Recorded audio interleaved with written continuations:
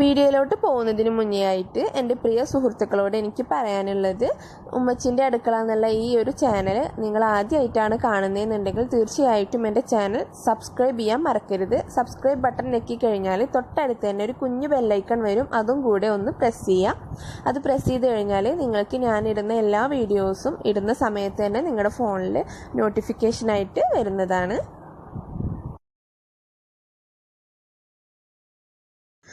ഇന്ന് ഞാൻ വന്നിട്ടുള്ളത് ഒരു വെണ്ടക്ക കറിയുടെ റെസിപ്പി ആയിട്ടാണ്. വെണ്ടക്ക മസാലക്കറിയാണ് ഇന്ന് ഉണ്ടാക്കാൻ പോകുന്നത്. വളരെ സിമ്പിളായിട്ട് ഉണ്ടാക്കാൻ പറ്റുന്ന ഒരു കറിയാണ്. നിങ്ങൾക്ക് എല്ലാവർക്കും ഇഷ്ടപ്പെടും. നിങ്ങൾ വീഡിയോ മുഴുവനായിട്ട് കാണുക. എന്നിട്ട് ഇതുപോലെ ഒന്ന് വെണ്ടക്ക ഇനി വാങ്ങിക്കുമ്പോൾ ഇങ്ങനെ ഒന്ന് ഉണ്ടാക്കി നോക്കുക. ചപ്പാത്തിയുടെ കൂടെയും ചോറിൻ്റെ കൂടെയൊക്കെ കഴിക്കാൻ പറ്റുന്ന നല്ല ടേസ്റ്റി ആയിട്ടുള്ള ഒരു കറിയാണിത്. അപ്പോൾ ഇതെങ്ങനെ ഉണ്ടാക്കാമെന്ന് നോക്കാം. ഈ ഒരു കറി ഉണ്ടാക്കാൻ വേണ്ടിയിട്ട് ഞാനിവിടെ ഒരു സവാള കനമില്ലാണ്ട് അരിഞ്ഞിട്ട് എടുത്തിട്ടുണ്ട്.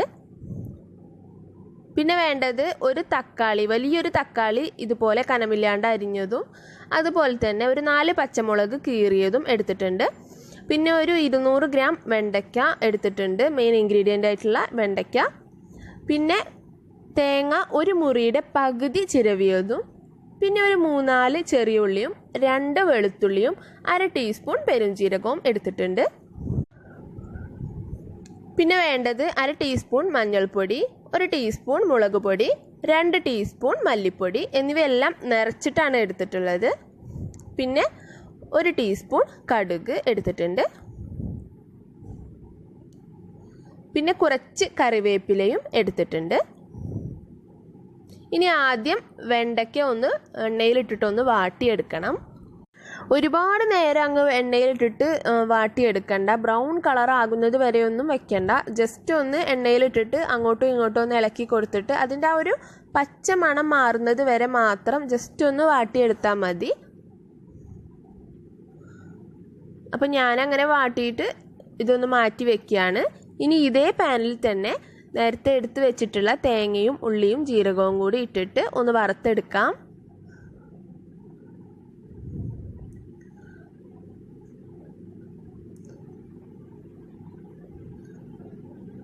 ജസ്റ്റ് നന്നായിട്ടൊന്ന് ഒരു ബ്രൗൺ കളർ ആകുന്നത് വരെ ഒന്ന് വാട്ടിയെടുക്കുക. ആ എണ്ണയിൽ കിടന്നിട്ടൊന്ന് നന്നായിട്ടൊന്ന് വറുത്തെടുത്തതിന് ശേഷം ഇതിലോട്ട് നമുക്ക് മസാലപ്പൊടികളൊക്കെ ചേർത്ത് കൊടുക്കണം. അപ്പം ഞാൻ കുറച്ച് കറിവേപ്പില ഇതിലൊന്ന് ഇട്ട് കൊടുത്തിട്ടുണ്ട്.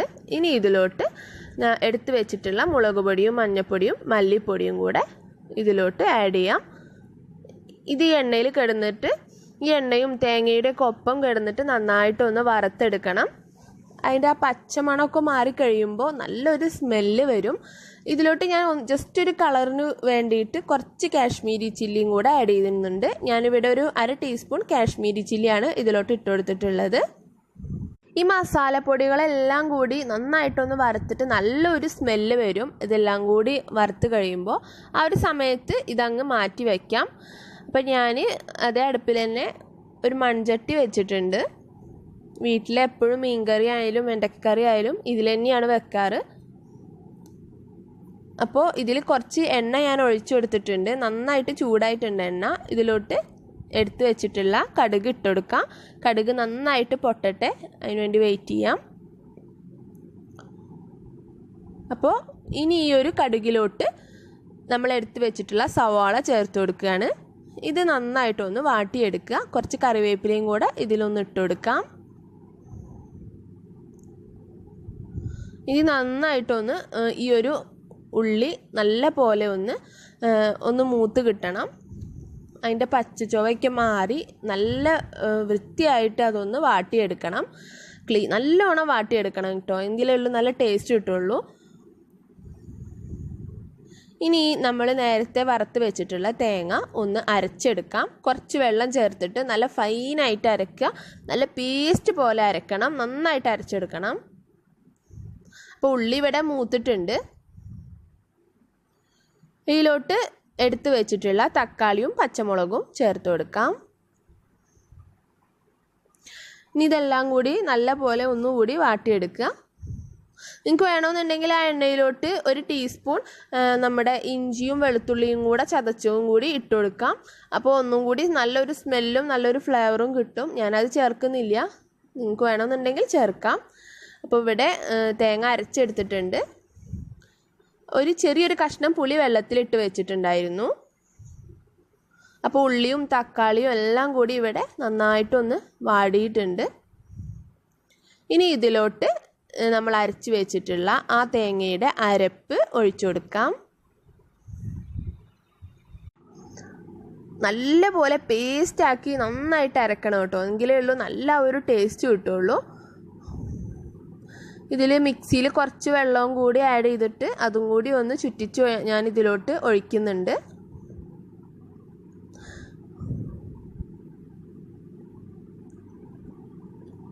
ഇനി ഇത് ഒന്ന് ജസ്റ്റ് ഒന്ന് തിള പൊട്ടി അതിൻ്റെ മുകളിലെ എണ്ണയ്ക്ക് ഒന്ന് തെളിഞ്ഞ് വരണം.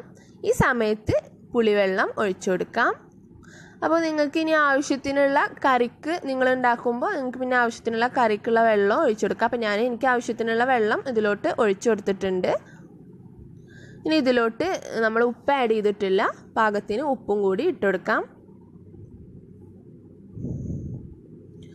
ഇനി ഇത് നന്നായിട്ട് തിളക്കാൻ തുടങ്ങിയിട്ടുണ്ട്.